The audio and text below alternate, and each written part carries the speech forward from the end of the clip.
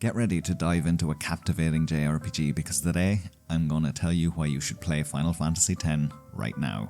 Highly regarded by fans of the series as one of the greatest JRPGs ever created, I'm here to persuade you, whether for its nostalgic reasons or if you're a first timer, to explore this phenomenal title. We'll take a journey through the game's story. Don't worry, there's no spoilers here. I'll showcase a few of the key areas and introduce you to some of the more memorable characters, discussing their roles briefly, and by the end, I hope to leave you eager and excited to embark on your own adventure in Final Fantasy X.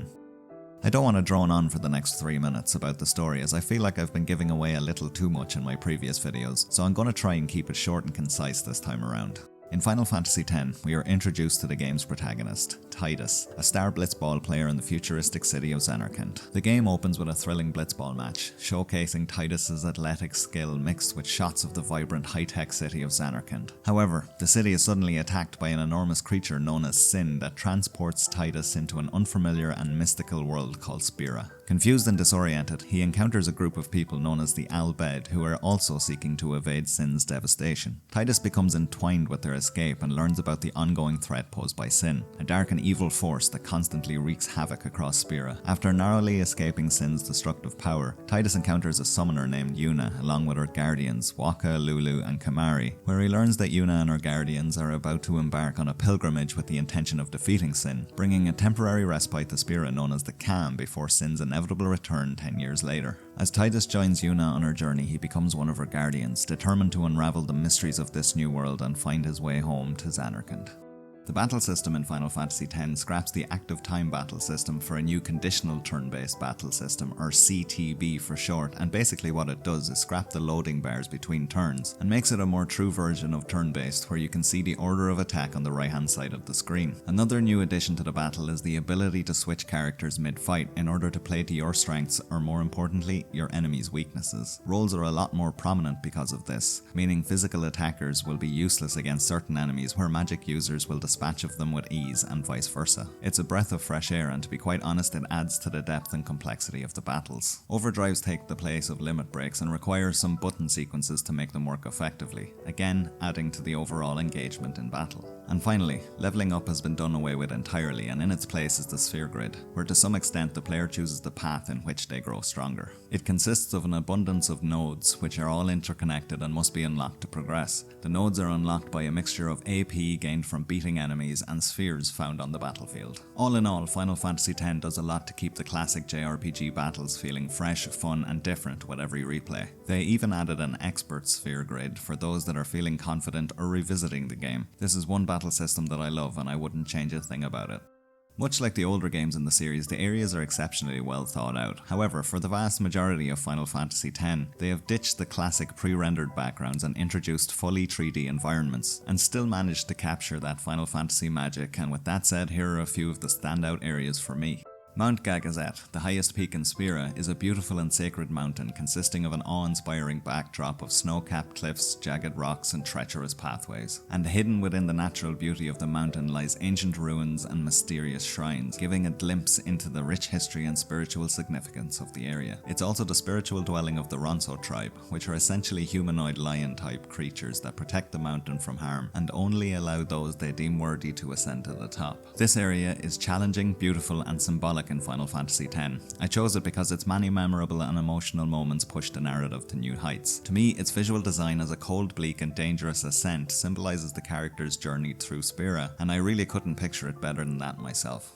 Luca is a bustling and vibrant coastal city, one of the few cities that we visit in Final Fantasy X. It is renowned for its extensive network of docks and its blitzball tournaments, which are held in a colossal stadium right in the heart of the city. What stands out the most in Luca is the architecture, blending the old with the new, with the traditional style pillars found as ruins all across Spira, married with carefully crafted stonework that gives me the impression that the city has a lot of history behind it. Surrounded by crystal clear waters, the streets populated with stalls and the walls dressed in colourful banners, it's no surprise that Luca attracts a large number of tourists, especially when a blitzball tournament is happening. Luca is one of a kind in Final Fantasy X because of its diversity in cultures and its lively atmosphere. It paints a much larger picture than just what you see. The port is very likely a trade route delivering food to the many villages in the surrounding areas, and their love of blitzball culture brings everyone together for something more than fearing Sin. It really is an incredible place crafted with love.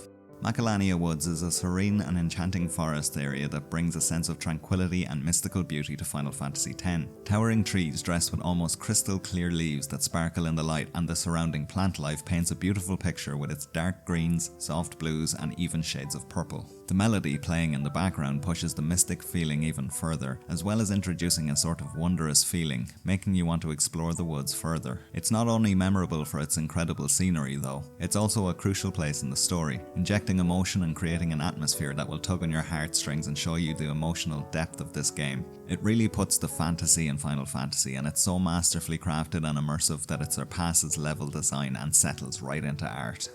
I found the characters in Final Fantasy X to be some of the most well-rounded and developed in video games. Every one of them is relatable and teach us valuable life lessons as we journey through Spira with them. Here are just a few examples of what I mean. Tidus is the resilient and determined main character of Final Fantasy X. At first glance, he's energetic, high-spirited, and his optimism can at times be contagious. However, he often conceals his true emotions and deals with his emotional baggage alone. But throughout the game, the relationship he forms with the party, and Yuna in particular, sees him undergoing significant growth as a character. From a fish out of water when he first arrives at Besaid to confronting challenges and embracing his new journey with the party, his path on the pilgrimage becomes so much more than just the hope to get back to Zanarkand. It becomes a journey of self-discovery and understanding. To me, Tidus is an incredible main character. He's just as new as we are in Spira. He learns with us, grows with us. We're the only ones he shares his true feelings with, and that builds a connection that makes us feel for him, and it's so rare to stand on the same ground like that with a character. Yuna is a kind-hearted and gentle person. She's determined, strong-willed, and above all, selfless. Born into a line of summoners, and like those before her, she embarks on a quest to fight sin, and at the beginning of the game, she follows the story that she was born into. But as the game progresses, she grows into a strong woman that questions traditions and makes her own path. She knows the weight that's upon her shoulders, but for the sake of those around her, she puts on a brave face and appears calm and serene. Despite all of this, she remains a positive force throughout Final Fantasy X, and always manages to see the beauty in the world despite its turmoil. Yuna is an excellent character because of her compassion and growth as a person. She is a safety net in Spira, never judging us for saying or doing something unusual and encouraging us to be ourselves. She represents hope and love in a world torn asunder and shows us the light at the end of the tunnel. Wakka embodies the culture of Spira and is a devout follower of the teachings of Yevon, which is the main religion in Spira. He's loyal, dutiful, and committed to his role as a guardian, along with being a lover of Blitzball. He provides insight into the world of Spira, particularly the prejudices against the Al Bhed, stemming from conflict between the two cultures. This is where a lot of Wakka's growth and maturity develops throughout the story. He confronts his biases, broadens his perspective, and re-evaluates everything he believes in. He adapts and changes, making him a more open-minded person as we follow his journey. Wakka's friendship with Tidus and the other Guardians, along with his unwavering support for Yuna, really adds to the dynamic of the party as he naturally assumes his role as a mentor, friend, and protector, and this lets his caring and nurturing nature shine through.